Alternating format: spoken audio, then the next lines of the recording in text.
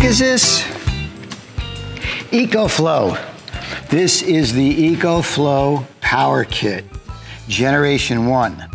They're on Generation 2 now. Okay, what's going on here? I've made the decision to switch my power centers in my vans away from Lithionics and the Victron inverter and the Victron MPPT and the Victron Orions. Excellent products, all of them, excellent products. I'm switching over to these EcoFlow Power Kits. These are designed and manufactured specifically for vans.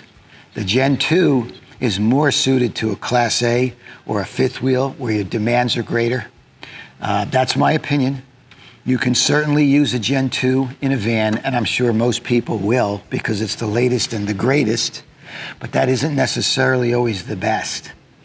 And I did a bit of studying and research on this stuff, limitations, and I feel for van builds and the real day-to-day use, Gen 1 is just fine, and it's half the price of Gen 2. So, why am I making this switch? Well, Lithionics was the core of my system. Victron, excellent product. Victron batteries are also excellent, right? The problem I have, and the reason I decided to make the move, twofold. Lithionics sold to Winnebago.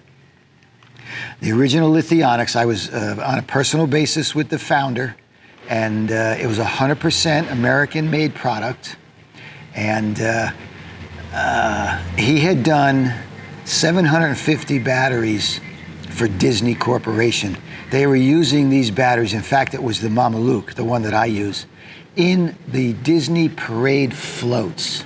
So when you saw those floats going down Main Street with the bubble and the air conditioning and the power, those are Lithionics batteries powering those floats worldwide. He sent out 750 of those batteries. Not one came back. So that's my kind of company, that's my kind of product. It was really well made. They sold to Winnebago. Now, I'm not disparaging Winnebago, but I was concerned when I got a notice that said, please cover all indication of made in the USA. I said, here we go. Now, right out of the gate, we're gonna start putting Chinese parts in these Lithionics batteries. Like I said, I'm not disparaging anybody, but I made a decision at that point in time, if I'm going to use Chinese parts, I'm gonna go for the fine China. See what I did there? Fine Chinese parts. You know, a lot of these factories in China, along the line, the production lines, this one is building a very cheap inverter, and this one's building a little better inverter, and this one's building the best inverter. They're all under the same roof, just different lines. They build according to spec, okay? So these have been spec'd in a certain way that they do tie in with my quality level. Yes, if my problem with my system was the Lithionics battery, I had considered moving on to the Victron batteries. Excellent products. My concern is I kind of feel like they're getting left behind. You know, back in my photo studio days, I had an advertising studio, photo studio, did a lot of big advertising, photography jobs. And then we all went digital. I was one of the first to go digital. Kodak, I'm sure you remember Kodak, right? They were a powerhouse. Well, where are they now? When digital came around, they dug their heels in. They didn't adopt. They didn't adapt. And they got buried. Companies like 3M, Epson, you know, I had these killer dye sublimation printers from Rainbow, 3M, not Kodak. Even cameras, digital cameras. I bought my Phase 1 cameras. They were from Denmark, okay? They got left behind. They became the Casio watch in a world of Apple watches. And that's my concern with the battery system that I had. I want to bring myself into 2026, let's say. This is an ecosystem, hence the name, EcoFlow, right? The ecosystem, I could have probably gotten there with the Victron. But as things move on, technology changes, battery chemistries change. A company like Victron is a lot slower to adopt or adapt, like Kodak was. So I'm making the move. This stuff, I waited 3 years to even consider it. This Gen 1 came out in 2022, June 2022. So it's literally 3 years old this month. I let this thing run out in the field for 3 years, and I checked and tried to get some bad feedback. The only negative feedback is that it was pricey, where it isn't, because I get wholesale pricing, and it's a lot less than my Lithionics Victron systems.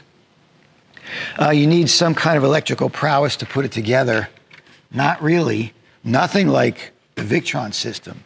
One of the things I like about this system, this box right here has the inverter, it's got the MPPT, it's got the power converter to go out to 120 AC, to go out to DC, 48 volt batteries. These two batteries, they're 5K a piece, okay, which is a little bit more than my Big Mama Luke, which was 8.8 kilowatts. So 5K and 5K is 10, 8.8. So there's a little more right out of the gate, and this is considerably less, about 40% less in cost than the system I was putting in. What I like about this, it's a good and a bad. If one of these systems fails, if you're bad, something fails, I believe you've got to take this whole thing and replace it. But in the meantime, if that were the case, you'd call in, you'd get your replacement. You, as the van owner, you unplug it, you hang the new one on the wall, plug it back in. You can't mess up. All the plugs are labeled. They all have a different footprint. You can't make a mistake. That really resonated with me, because my clients, I'm here for my clients. If you're out camping in the desert or you're in some remote area and this goes down and you are able to make a call and get a replacement part, it's literally plug and play, go on your way. It's not the case when you've got a Lithionics and a Victron, this and that. You're pulling wires, you got ferrules to worry about, torquing down. As the van owner, most of my clients are not really going to get involved with that. They're going to have to go to a service center. Whereas I know all of my clients can pull a plug and put it back in.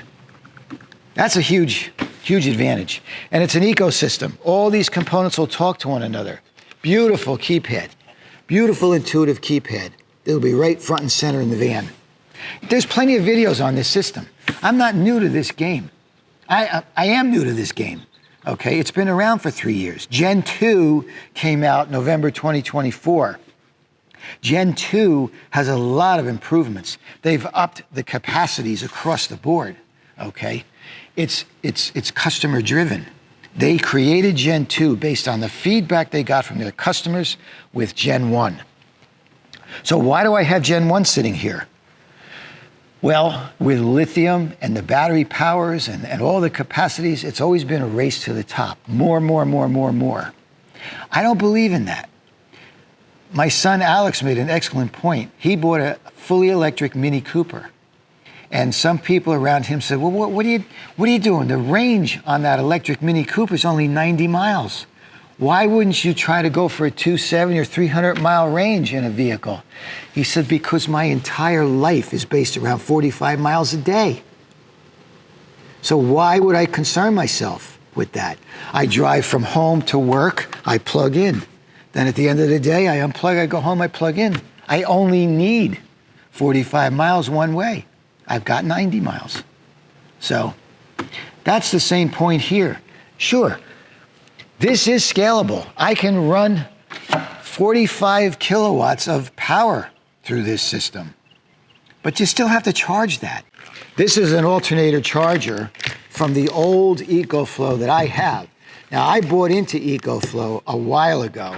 In fact, I think I did a video. This was a little baby EcoFlow that I bought, okay? And I use this basically to power my electric cooler in the camper. And I actually would charge this all day long on a propane generator. And then at night, during quiet hours, I'd shut off the generator and I'd power my little trailer off of this. No, I'm not gonna run the air conditioner, but I power the entire trailer, the lights, the refrigerator. We watched movies off this little guy. Then I bought the big 3600. Here, this is the 3600. This is called the Delta Pro. It's a little heavy. It's on wheels because it's 100 pounds. But I'm telling you, these things are great. I compared it to Blue Eddy. I thought, did I want a Blue Eddy or do I want EcoFlow for my trailer, my Imagine? And I decided on the EcoFlow. This thing is the same design sense as that power kit. All of the plugs you can't mess up. This has got a 30 amp plug. That's what sold me on it. This became my shore power. I can go boondock, and I was using this as my shore power in the trailer. Now, they make a companion battery for this, okay? So this has got your MPPT, your solar plugs into here, your inverter is in here, your DC lines come out of this thing. This is 3,600 watts. I get another 3,600 watt battery module. They plug together. Now I've got 7,200 watts as compared to 4,400 watts on the Lithionics. So Mini-Me number 9 is going to get this power system. There's nothing else that goes in that battery compartment except 2 of those things instead of the breakers and the MPPT, and it's all self-contained. There's plenty of content about this system online. I will do an install when I put it in John's van. This is going in the ProMaster. He's going full time. He's going to live out of that van and do a lot of different hobbies. I actually left a space in the van in case we want the 3rd battery. I have a 48 volt air conditioner from Nomadic Cooling, the X2. Turns out it's a really nice unit. It's quiet, 48 volt. This is all 48 volt. The Lithionics stuff I was using was 12 volt. He is scalable, okay? The other thing is, as long as you have Wi-Fi, EcoFlow can connect and diagnose any issues with this system, as long as you can get a connection to the internet. This is the new generation. This is where we gotta go. I don't want to just keep on producing Model Ts, but I'm not being flippant. I'm not going to grab the first shiny thing that comes out new. You know that. I stick with blue chip. I waited 3 years for this system to run its paces. See you next week.